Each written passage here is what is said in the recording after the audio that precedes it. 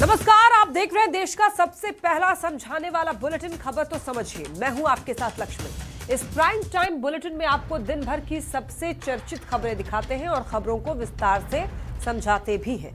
तो आइए आज की 4 बड़ी खबरों को शॉर्ट में देख लेते हैं, फिर आगे विस्तार से समझेंगे।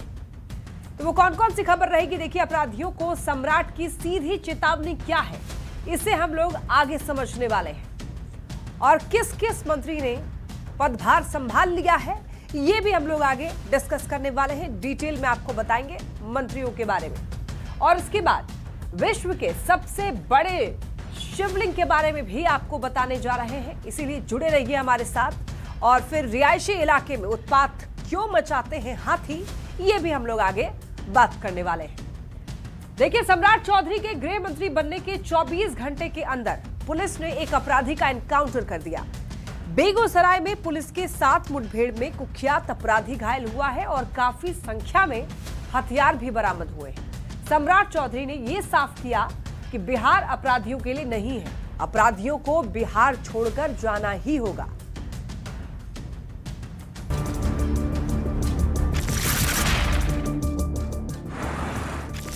अब अपराधियों की खैर नहीं, बदमाशों को बिहार से बाहर जाना ही होगा।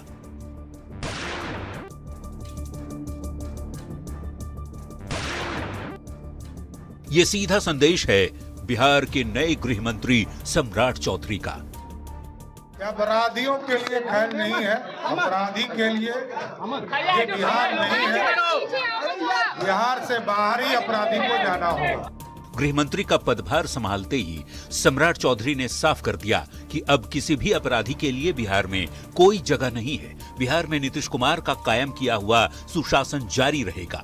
नीतीश कुमार के मार्गदर्शन में सुशासन को पूरी तरह से स्थापित किया जाएगा। ये बिहार में सुशासन है, बिहार में एक व्यवस्था कड़ी है। बिहार का सुशासन लगातार बिहार में अराजकता को समाप्त किया है, जंगल राज को समाप्त किया है। उस व्यवस्था को पूर्ण रूप से स्थापित किया जाएगा। सम्राट चौधरी को गृह विभाग की जिम्मेवारी मिलते ही पुलिस का एक्शन जमीन पर दिखने लगा है। बेगूसराय में पुलिस और अपराधियों के बीच मुठभेड़ हुई। पुलिस की जवाबी कार्रवाई में कुख्यात अपराधी शिवदत्त राय को गोली लगी। घायल शिवदत्त सहित 2 अपराधियों को पुलिस ने अरेस्ट किया और मौके से भारी मात्रा में हथियार भी बरामद किए। बीजेपी नेता शाहनवाज हुसैन ने अपराधियों को सावधान करते हुए कहा, अब चेत जाएं क्योंकि आ गए हैं सम्राट। सुशासन है, अपराधियों सावधान, आ गए हैं सम्राट, कोशिश भी मत करना। बिहार में 20 साल से गृह विभाग नीतीश कुमार के पास था। पहली बार नीतीश कुमार ने गृह विभाग की जिम्मेवारी किसी को दी है। कड़क छवि के सम्राट चौधरी डिप्टी सीएम रहते हुए भी अपराधियों को चेताते रहे हैं कि वो सुधर जाएं, नहीं तो सुधार दिए जाएंगे। अब जबकि सम्राट बिहार के गृह मंत्री बन चुके हैं, ऐसे में कयासबाजी चल रही है कि क्या यूपी की तरह बिहार में एनकाउंटर और बुलडोजर वाली कार्रवाई तेज होगी और अपराधियों को अपराध करने से पहले 1000 बार सोचना पड़ेगा। न्यूज 18 के लिए पटना से धर्मेंद्र कुमार, दिल्ली से अमितेश और बेगूसराय से संतोष के साथ ब्यूरो रिपोर्ट। देखिए, नीतीश की नई सरकार में मंत्रियों के विभागों का बंटवारा हो गया है। सबसे पावरफुल विभाग जो है डिप्टी सीएम सम्राट चौधरी को मिला है। सम्राट चौधरी को गृह विभाग की जिम्मेवारी मिली है और सम्राट को गृह मंत्री बनाए जाने के मायने समझने के पहले गृह विभाग को आइए समझते हैं कि करके गृह विभाग कानून व्यवस्था और नागरिकों की सुरक्षा सुनिश्चित करता है। गृह विभाग सत्ता और प्रशासनिक नियंत्रण का केंद्र भी माना जाता है।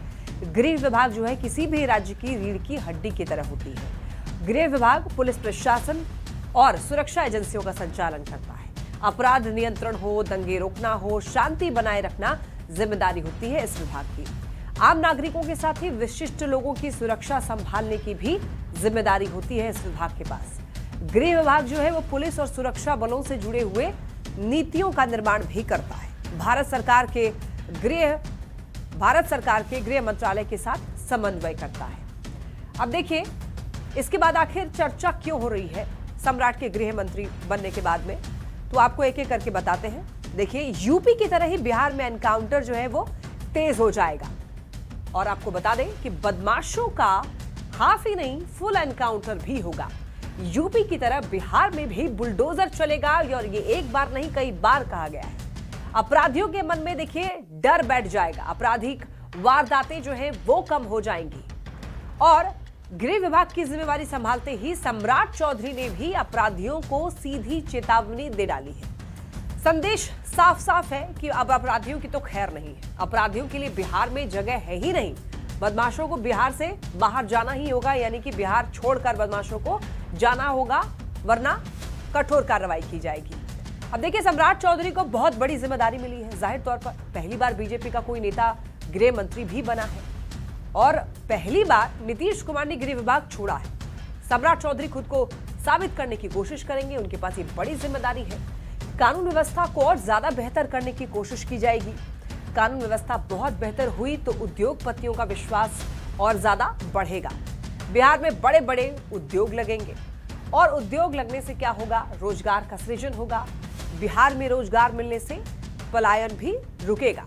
और क्या कुछ फायदा होगा आपको बताते हैं। अगर ऐसा हो गया तो बीजेपी बहुत ज्यादा मजबूत हो जाएगी। अगर ऐसा हुआ तो सम्राट चौधरी का कद और ज्यादा बढ़ जाएगा। और क्या इसका कुछ नुकसान भी हो सकता है, इस पर हम लोग बात करते हैं। देखिए, अपराध पर अंकुश अगर नहीं लगा तो सवाल जरूर खड़े होंगे। आपराधिक वारदात होने पर साफ तौर पर, सीधे तौर पर बीजेपी पर सवाल उठना शुरू हो जाएगा। चलिए बढ़ते हैं खबरों में आगे। देखिए, बिहार में नई सरकार के गठन और विभागों का बंटवारा होने के बाद मंत्री पूरी तरीके से अब एक्शन में आ गए हैं। ताबड़तोड़ मंत्रियों ने अपने अपने विभागों की जिम्मेदारी संभालनी भी शुरू कर दी है।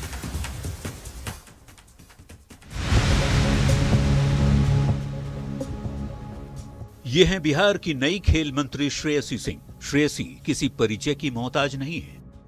वो राष्ट्रमंडल जैसे अंतर्राष्ट्रीय शूटिंग चैंपियनशिप में गोल्ड मेडल तक जीत चुकी हैं। ये बताने के लिए काफी है कि खेल के क्षेत्र में उनका कितना अनुभव है। नीतीश सरकार का फोकस हमेशा से खेल पर रहा है। ऐसे में खेल मंत्री का पदभार संभालने वाली श्रेयसी सिंह के पास मौका है खेल के क्षेत्र में बिहार को नई ऊंचाई पर ले जाने का। हर काम में चुनौती रहती है, लेकिन एक हार्डवर्किंग महिला है। खेल के क्षेत्र से आते हैं तो चुनौतियों से डर नहीं लगता, लेकिन डट कर सामना करना जानते हैं। दीपक प्रकाश 20 नवंबर तक इन्हें शायद ही कोई जानता था, लेकिन आज पूरा बिहार जानता है। बिना किसी सदन के सदस्य बने नीतीश कुमार की नई सरकार में मंत्री बने। दीपक प्रकाश ने पंचायती राज विभाग में पदभार संभालते ही साफ कर दिया कि भले ही मंत्री पद उनको अपने पिता उपेंद्र कुशवाहा की वजह से मिला हो, लेकिन वो अपनी मेहनत से खुद को साबित करके दिखाएंगे। कोशिश रहेगी कि पंचायती राज की संस्थाओं का खुद का रेवेन्यू का सोर्स हो। रेवेन्यू के सोर्स पे काम करने की जरूरत है। मेरी कोशिश रहेगी वहां काम करने की। रामकृपाल यादव, इनको कौन नहीं जानता। केंद्र सरकार में मंत्री रह चुके रामकृपाल ने बिहार सरकार के कृषि मंत्री का पदभार संभालते ही साफ कर दिया कि वो किसानों के हित में काम करेंगे। मैं सबसे पहले अपने नेतृत्व का और माननीय मुख्यमंत्री जी का विशेष आभार व्यक्त करता हूं, जिन्होंने इतनी बड़ी जिम्मेवारी मुझे डाली है। किसानों के हित के लिए मैं काम करूंगा, जो किसानों के हित में काम हो सके। अशोक चौधरी ने भी फिर से ग्रामीण कार्य विभाग का पदभार ग्रहण किया। इस दौरान अशोक चौधरी को बधाई और शुभकामना देने वालों का तांता लगा रहा। बिहार में नई सरकार के गठन और विभागों का बंटवारा होने के बाद मंत्री पूरी तरह से एक्शन में आ गए हैं। एक एक करके सभी मंत्री अपने विभागों में पदभार संभालते जा रहे हैं। इन सब के ऊपर जिम्मेवारी है बिहार को विकास के पथ पर और ज्यादा तेजी से दौड़ाने की। Bureau report, news 18। तो आइए अब ये समझते हैं कि किस पार्टी के पास कितने विभाग हैं। आइए एक एक करके बात करते हैं। सबसे पहले हम लोग बात करेंगे भारतीय जनता पार्टी की। तो देखिए, बीजेपी के पास 20 विभाग, जेडीयू के पास 21 है, एलजेपीआरवी 2, हम 1 और आरएलएम के पास भी 1 है। अब देखिए, अलग अलग मंत्रियों को अलग अलग विभाग की जिम्मेदारी मिली है, तो ऐसे में मंत्रियों को अपने विभाग में बेहतर काम करने की चुनौती है। मंत्री जो है वो अपने अपने विभाग का पदभार संभाल रहे हैं। पदभार संभालते ही मंत्रियों ने कामकाज भी शुरू किया और कामकाज संभालने वाले मंत्री जो है वो बेहतर काम करने का दावा भी कर रहे हैं। तो जो मंत्री अच्छा काम करेगा उसकी हर तरफ चर्चा होगी जाहिर तौर पर, और अच्छा काम होगा तो बिहार का इससे विकास भी होगा। चलिए हम लोग बढ़ते हैं आगे। बिहार के पूर्वी चंपारण में दुनिया के सबसे बड़े विराट रामायण मंदिर का निर्माण जो है बहुत ही तेजी से चल रहा है। दूसरी ओर मंदिर में स्थापित होने के लिए दुनिया का सबसे बड़ा शिवलिंग भी तैयार हो चुका है, जो कि बहुत जल्द मंदिर में पहुंच जाएगा।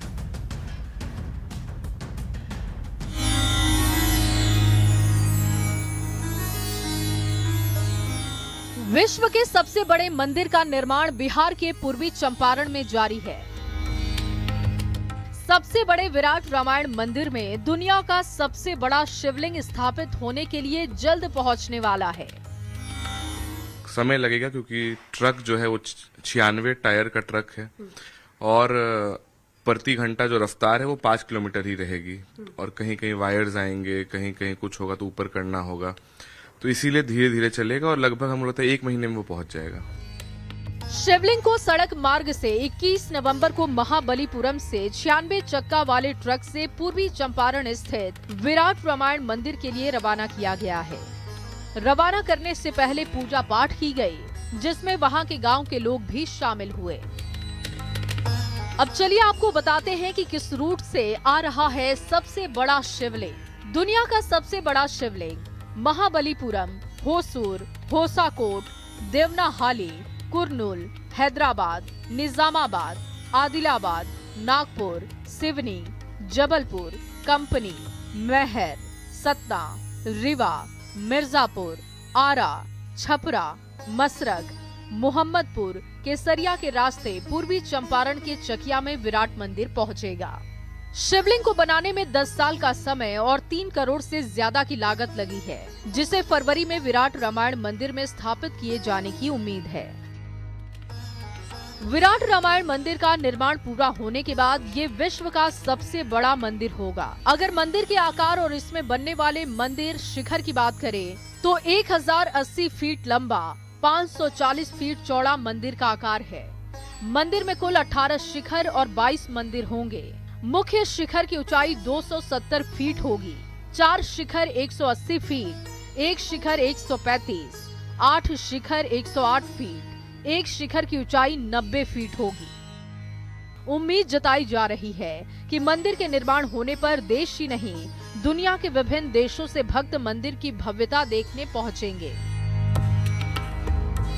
जो कि पर्यटन के लिहाज से भी बिहार के लिए गर्व की बात होगी।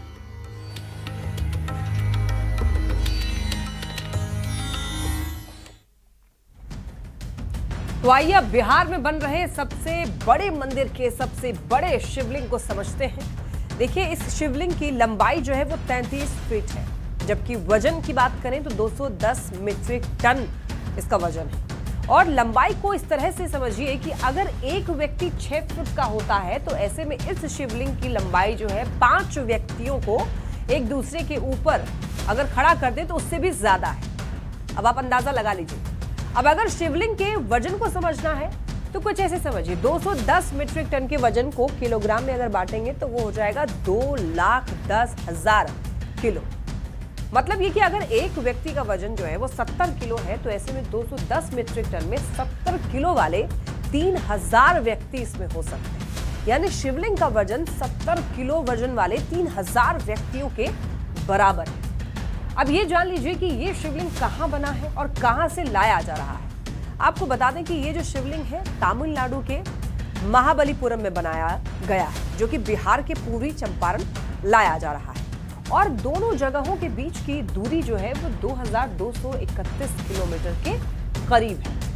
कैसे लाया जा रहा है ये शिवलिंग, तो आपको बता दें कि 46 चक्का वाले ट्रक से इस शिवलिंग को लाया गया है। इस रूट से आ रहा है सबसे बड़ा शिवलिंग। कौन सा रूट है देखिए, ये थोड़ा ग्राफिक्स के माध्यम से भी आपको समझाने की कोशिश कर रहे हैं। महाबलीपुरम से होते हुए होसूर, होसाकोट, देवनाहाली, कुरनूल, हैदराबाद, निजामाबाद, आदिलाबाद, नागपुर, सिवनी, जबलपुर, कंपनी, मैहर, सतना, रीवा, मिर्जापुर, फिर आरा, छपरा, मसरख, मोहम्मद, केसरिया, चकिया, तब ये पूर्वी चंपारण पहुंचेगा। अब आप देख सकते हैं, हमने थोड़ा ग्राफिक्स के डिजाइन से आपको समझाने की कोशिश की है कि इसका रूट क्या होगा। ये 46 चक्के वाला जो ट्रक है जिससे शिवलिंग जो है वो लाया जा रहा है। देखिए, सबसे बड़े मंदिर के सबसे बड़े शिवलिंग को हम आपको समझा रहे हैं और आपको ये बता दें कि 5 किलोमीटर प्रति घंटे की रफ्तार से ये जो शिवलिंग वाला ट्रक है, जो शिवलिंग लाने वाला ट्रक है, वो चल रहा है। और एक पैदल चल रहे व्यक्ति के रफ्तार की बात करें तो उस हिसाब से ये चल रहा है। अगर ट्रक 24 घंटे भी चले तो पहुंचने में लगेंगे इसको लगभग 19 दिन कह सकते हैं, इतना लग जाएगा। ये आप समझ सकते हैं, अगर ट्रक 24 घंटे भी चले तो इसको पहुंचने में कितना वक्त लगेगा। चलिए बढ़ते हैं खबरों में आगे और अब बात करेंगे हाथियों के उत्पात की, हाथियों के आतंक की, जिसने गुमला से लेकर सिमडेगा तक उत्पात मचा रखा है। फसल को नष्ट कर रहे हैं हाथी, कई घरों को क्षतिग्रस्त कर दिया है। हाथियों के आतंक से लोग भी परेशान हैं, दहशत में।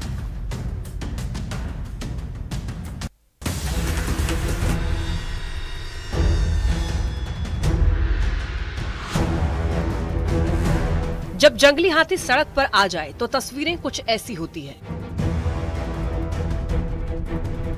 हाथियों का झुंड, लोगों की भारी भीड़। ये तस्वीरें झारखंड के लिए नई नहीं है, आए दिन ऐसी तस्वीरें सामने आती रहती हैं। गुमला से लेकर सिमडेगा तक हाथियों के आतंक से लोग परेशान हैं।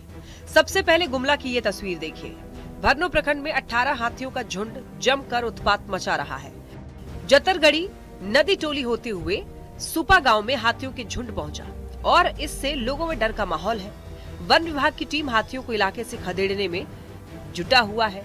वन विभाग के प्रभारी वनपाल ने लोगों से हाथियों के पास जाने से बचने की अपील की है। धान कटने का समय होने से क्षेत्र के किसान अपनी फसल को लेकर काफी चिंतित हैं।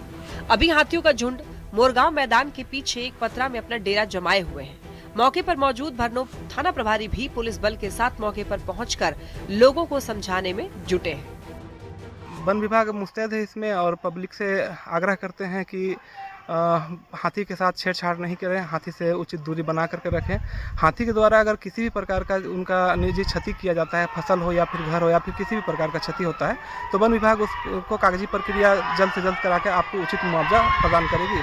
और आपसे आग्रह है कि हाथी से छेड़छाड़ ना करें, अपना सुरक्षा का ख्याल रखें। चाईबासा में भी जंगली हाथियों का उत्पात जारी है। जगन्नाथपुर प्रखंड में हाथियों ने डेरा डाले हुए हैं। जैतगढ़ क्षेत्र में धान सब्जी को नुकसान पहुंचा रहे हैं। मशाल जलाकर लोग रात भर जागकर फसल बचा रहे हैं, वही मुआवजा और सुरक्षा की मांग कर रहे हैं। सिमडेगा में भी जंगली हाथी से लोगों में दहशत का माहौल है। आलम यह है कि हाथी सड़क को जाम कर दे रहे हैं। जोराम पावर ग्रिड NH 143 सड़क पर हाथी ने जाम लगा दिया, जिससे लोगों को काफी परेशानी का सामना करना पड़ा। सिर्फ हाथी ही नहीं, बाघ भी लोगों के सिर का दर्द बन गया है। जामताड़ा के फतेहपुर प्रखंड में इन दिनों दहशत का माहौल है। 15 दिनों से गांव के आसपास के जंगल में बाघ देखे जाने की खबर है। ग्रामीणों के मुताबिक जंगल किनारे अचानक बाघ को देखा गया, उसकी गर्जन सुनाई दी, जिसके बाद पूरे गाँव में दहशत है। अब देखना ये होगा कि इन जंगली जानवरों की दहशत से लोगों को कब तक निजात मिल पाती है। न्यूज़ 18 के लिए गुमला से रूपेश भगत, चाईबासा से रूपेश प्रधान, सिमडेगा से श्रीरामपुरी, जामताड़ा से सुमन भट्टाचार्य की रिपोर्ट। आइए अब ये समझिए कि रिहायशी इलाके में हाथी आखिर उत्पात क्यों मचाते हैं। देखिए, दरअसल हो क्या रहा है, जंगल कम हो रहे हैं और जंगल के कम होने से जो प्राकृतिक आवास है वो कम होता जा रहा है हाथियों के लिए। तो जंगल के कम होने से भोजन और पानी की भी कमी हाथियों को महसूस हो रही है। भोजन और पानी के लिए इंसानी बस्तियों की ओर हाथी चले आते हैं। राजमार्ग, रेलवे ट्रैक और खनन से पारंपरिक रास्तों में भी बाधा हो रहा है। मानवीय हस्तक्षेप के कारण रास्ता हाथी भटक जाते हैं और रास्ता भटक कर हाथी जो है वो गांव में पहुंच जाते हैं और इंसानी बस्तियों में आना टकराव का कारण भी बन जाता है। यही वजह है हाथी उत्पात मचाते हैं, क्योंकि हाथियों के लिए बहुत ज्यादा जगह अब बचे नहीं है और पानी की खोज में खाने के लिए इधर उधर हाथी जो है वो भटकते रह रहे हैं। चलिए